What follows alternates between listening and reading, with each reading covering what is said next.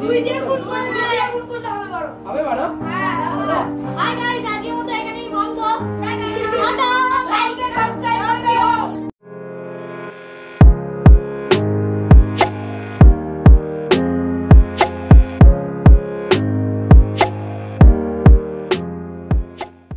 রাসায়নিক বিক্রিয়া জিনিসটা কি? রাসায়নিক বিক্রিয়া মানে দুটো পদার্থকে নিয়ে আমরা কাজ করব, দিয়ে দুটো পদার্থকে পরস্পর মিশিয়ে দেবো, দিয়ে সেখান থেকে নতুন কিছু একটা সেখান থেকে পেয়ে যাব। যেমন এখানে দুটো পদার্থকে আমি যুক্ত করব, সেখান থেকে নতুন কিছু আমরা পাবো। যেমন আমি এখানে যুক্ত করলাম উদাহরণস্বরূপ হাইড্রোজেন, হাইড্রোজেনকে বলা হয় H2 সংকেত, আর যুক্ত করলাম O2, তাহলে হাইড্রোজেন এবং অক্সিজেন যুক্ত হয়ে গেল, দিয়ে সেখান থেকে নতুন কিছু একটা উৎপন্ন হবে। কি উৎপন্ন হবে? সেখান থেকে উৎপন্ন হবে জল, H2O। ঠিক আছে, তাহলে এটা হচ্ছে যে হাইড্রোজেনের অণু। দুটো থাকলে, একটা থাকলে পরমাণু বলা হয়, আর একের বেশি হলে সেটাকে বলা হয় অণু। ঠিক আছে, এটা হচ্ছে হাইড্রোজেন অণু, এটা হচ্ছে যে অক্সিজেন অণু। তাহলে এদের অণুর কি হয়ে গেছে? পরিবর্তন হয়েছে। এদের অণুর পরিবর্তন হয়েছে, দিয়ে পরিবর্তন হওয়ার ফলে সেটা কিসের অণুতে পরিণত হয়েছে? এটা H2O মানে কিসের অণু? জলের অণু। তাহলে এটা ছিল হাইড্রোজেনের অণু, হাইড্রোজেনের অণু, আর এটা হচ্ছে যে অক্সিজেনের অণু।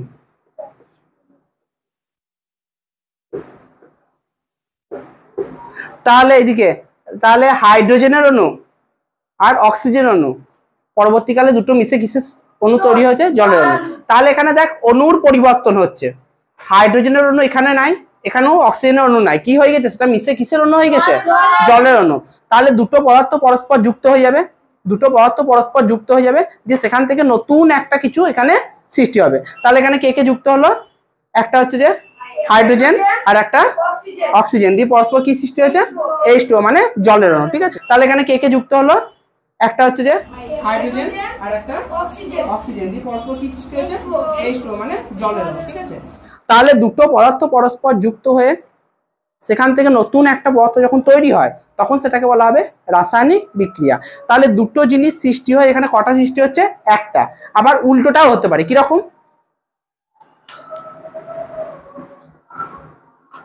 যে একটা এখানে একটা পদার্থ আছে, এদিকে একটা যৌগিক পদার্থ আছে যার নাম হচ্ছে, তার নাম হচ্ছে ক্যালসিয়াম, না ক্যালসিয়াম কার্বনেট, ক্যালসিয়াম কার্বনেট। তো ক্যালসিয়াম কার্বনেটকে যখন তাপ দেওয়া হবে, ক্যালসিয়াম কার্বনেট মানে হচ্ছে চুনাপাথর, চুনাপাথরকে তাপ দিলে দুটো ভেঙে যাবে, দুটো পদার্থে। আজকে কোশ্চেনে সেটা হলো যে দুটো পদার্থ ভেঙে যাবে, একটা হচ্ছে যে পোড়াচুন, যেটা হচ্ছে ক্যালসিয়াম অক্সাইড CaO, আর একটা হচ্ছে কার্বন ডাই অক্সাইড। তাহলে এইদিকে এইটা যে রাসায়নিক বিক্রিয়াটা ছিল, দুটো ছিল, দুটো থেকে জুড়ে কটা সৃষ্টি হয়েছিল? একটা। আর এইখানটা দেখ একটা ছিল, একটা থেকে ভেঙে কটা সৃষ্টি হচ্ছে? দুটো। তাহলে রাসায়নিক বিক্রিয়া দুভাবেই হতে পারে, দুটো জুড়ে একটা সৃষ্টি হতে পারে, অথবা একটা ভেঙে গিয়ে কটা সৃষ্টি হতে পারে?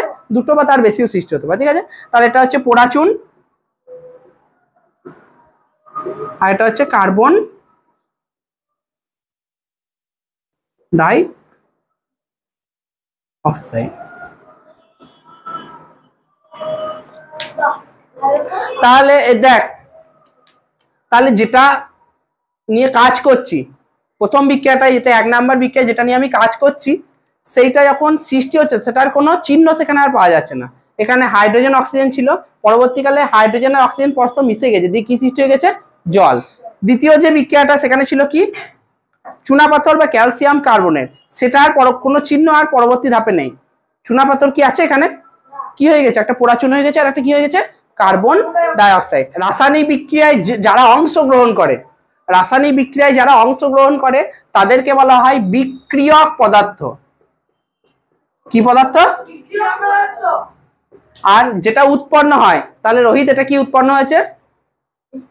না, হাইড্রোজেন আর অক্সিজেন পরস্পর যুক্ত হয়ে কি সৃষ্টি হয়েছে? এটা জল। তাহলে যেটা উৎপন্ন হয় সেটাকে বলা হয় বিক্রিয়াজাত পদার্থ।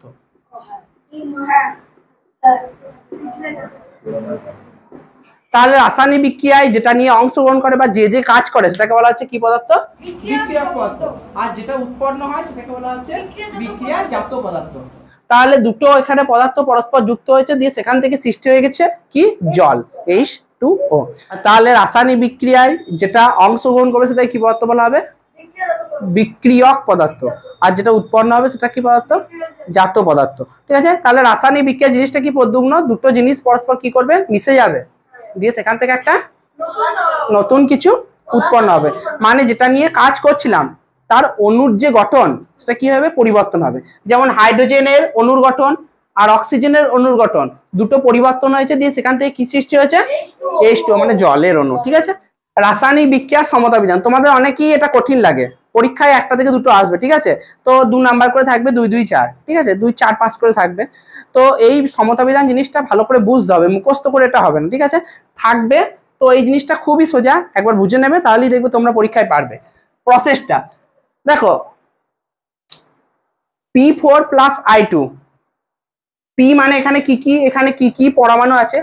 P মানে হচ্ছে ফসফরাস, P মানে ফসফরাস। আর আয়োডিন, I মানে হচ্ছে আয়োডিন। ঠিক আছে, এই দুটো হচ্ছে তাহলে বিক্রিয়ক পদার্থ, আর যেটা উৎপন্ন হচ্ছে সেটা হচ্ছে বিক্রিয়াজাত পদার্থ। ঠিক আছে, বেশ। এবার দেখো এই দুই পক্ষ, একটা হচ্ছে বাম পক্ষ আর একটা হচ্ছে বাম পক্ষে কি কি পরমাণু আছে, বাম পক্ষে কি কি পরমাণু আছে সেগুলো আমরা আগে চিহ্নিত করব। ঠিক আছে, আর ডান পক্ষে কি কি পরমাণু আছে সেটা আমরা চিহ্নিত করব। চিহ্নিত করার পর বাম পক্ষের পরমাণুর সাথে ডান পক্ষের পরমাণুকে সমান করব। বাম পক্ষের পরমাণুর সাথে ডান পক্ষের যে সমস্ত পরমাণু তাদেরকে সমান করব, সমান করলেই হবে সমতা বিধান। বেশ, দেখো এদিকে এখানে প্রথম আছে ফসফরাস। ফসফরাস কটা আছে? 4টে। বেশ, এইখানে I মানে আয়োডিন, সেটা কটা আছে? দুটো। বেশ, এইদিকে আসছি এবারে, এইদিকে ফসফরাস কিছু নাই মানে কটা ধরে নেবে? একটা। আর এখানে I কটা আছে? বেশ ভালো করে দেখো এবারে। তাহলে এখানে এইদিকে বাম দিকে ফসফরাস 4টে ছিল, ডান দিকে ফসফরাস তাহলে দুই পক্ষ সমান হয়েছে? সমান হয়েছে। আমাকে সমতা বিধান মানি হচ্ছে দুই পক্ষে যে সমস্ত পরমাণুগুলো আছে তাদেরকে সমান করা। এখানে ফসফরাস 4টে, এখানে ফসফরাস একটা, সমান হয় না। এখানে I মানে হচ্ছে আয়োডিন, এখানে দুটো, এখানে আয়োডিন কটা? 3টে, এটাও সমান হয়নি। তাহলে এই দুটোকে আমি সমান করবো। বেশ ভালো করে দেখো, এখানে P 4টে আছে, এখানে P কটা আছে? একটা। তাহলে এটা যদি 4টে করতে চাই এর সঙ্গে কত গুণ করতে হবে? এর সঙ্গে 4। 4 একে 4 হয় তো? বেশ, তাহলে দেখো এখানে 4 গুণ করলাম, তাহলে 4 এক্সট্রা আমাকে নিয়ে আসতে হবে। এটা কোন পক্ষ? ডান পক্ষ। দেখো বেশ, আমাকে তাহলে 4 নিয়ে আসতে হবে। এবার যে সংখ্যাটা আমি নিয়ে আসবো সেটা সবারই সামনে নিয়ে আসতে হবে। কত নিয়ে আসলাম এখানে আমি? 4। যে সংখ্যাটা আমি যুক্ত করব সেটাকে সবারই কোথায় নিয়ে আসতে হবে? সামনে। তাহলে এখানে দেখো ফসফরাস কটা ছিল? একটা। এই 4টা ফসফরাসও পাবে, Pও পাবে, আবার এই 4টা কে পাবে? Iও পাবে। এই 4টা Pও পাবে, এই 4টা Iও পাবে। এই 4টা কে পাবে? P মানে ফসফরাসও পাবে, আবার কে পাবে?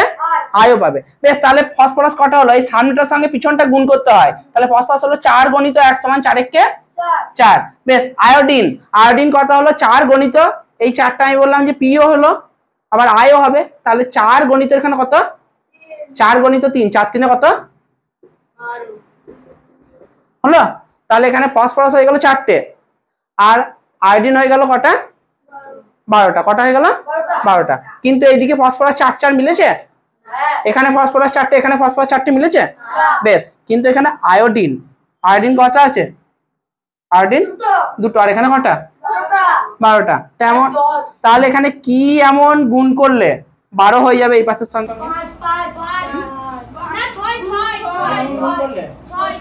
তাহলে 6 দিয়ে কত হয়ে যাবে? 12। এইদিকে তাহলে এই 6টা কার সঙ্গে যুক্ত হবে? I। তাহলে এই 6টা আমি কোথায় লিখবো? এইখানে না এইদিকে? কোন 6টা কোথায় লিখবো? এই যে 6টা আমি যুক্ত করলাম এটা কোনখানে লিখবো? P এর আগে না I এর আগে? কার সঙ্গে যুক্ত করা হয়েছে? I এর আগে। এখানে 6। বেশ, এইখানে তাহলে এইখানে I এর আগে এখানে কত? 6। বেশ, এখানে P তাহলে কটা হলো? P কটা হলো? 4টে। I কটা হলো?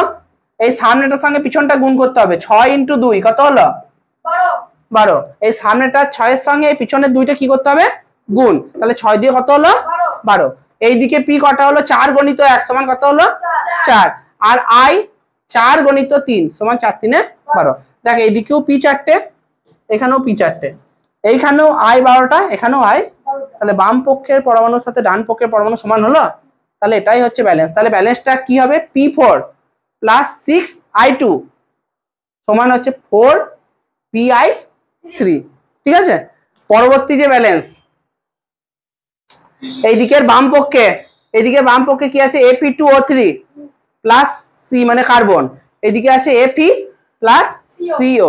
তো আমি বললাম যে এই বাম দিকে কি কি পরমাণু আছে, বাম দিকে কি কি পরমাণু আছে সেটা আমাকে খুঁজে বার করতে হবে। তো বাম দিকে পরমাণু প্রথমে আছে Fe মানে লোহা ফেরাস, আর কি আছে প্রথমে Fe আছে, তারপরে কি আছে ও আগে ও আচ্ছা, তারপরে কি আছে কার্বন।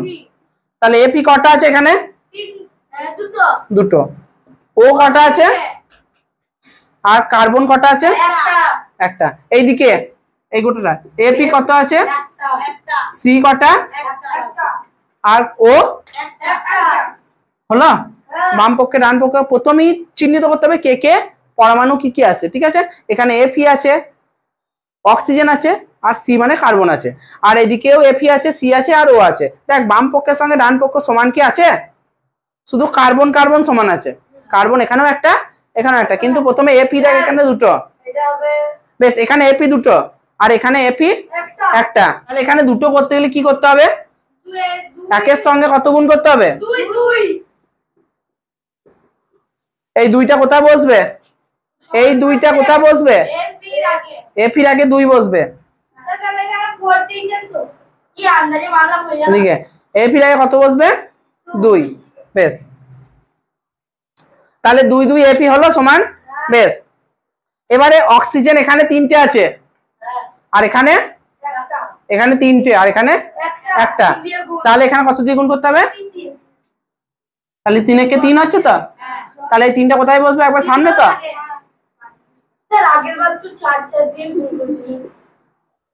এটা আলাদা সবারই ক্ষেত্রে 2-5টা ঠিকভাবে করতে হবে, 2-5টা ঠিকভাবে করতে হবে।